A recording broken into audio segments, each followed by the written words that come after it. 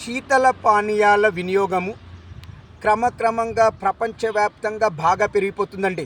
ఒకప్పుడు శీతల పానీయాలు అనేది ఏదో కొద్ది మంది తాగేవాళ్ళు. బట్ ఇప్పుడు వచ్చేసి ఏమైందంటే ప్రపంచవ్యాప్తంగా మరీ ముఖ్యంగా మన భారతదేశంలో సామాన్యుని నుండి ఉన్నత వర్గాల వరకు అందరు కూడా ఈ శీతల పానీయాలకి అలవాటు పడిపోయారండి. మరి ఈ శీతల పానీయాలు తాగడం వల్ల ఎలాంటి ఉపయోగాలు ఉన్నాయంటే వాటితో వచ్చే ఉపయోగాలు చాలా చాలా తక్కువ, అసలు నీరో అండి, అంటే జీరో నిల్.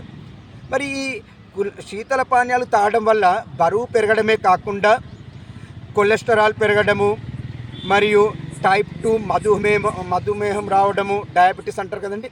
నెక్స్ట్ ఇన్సులిన్ నిరోధకత, జీవక్రియల్లో చాలా ప్రాబ్లమ్స్ సంభవిస్తున్నాయని, మరి ఈ శీతల పానీయాలు తాగడం వల్ల వచ్చే ఆరోగ్య సమస్యలతో ప్రపంచవ్యాప్తంగా ఇప్పటికీ చాలా మరణాలు జరుగుతున్నాయని ప్రపంచ ఆరోగ్య సంస్థ నివేదికలో వెల్లడైంది. మరి వీటిని మనము తాగడం బంద్ చేయడం మంచిదని నా అభిప్రాయం.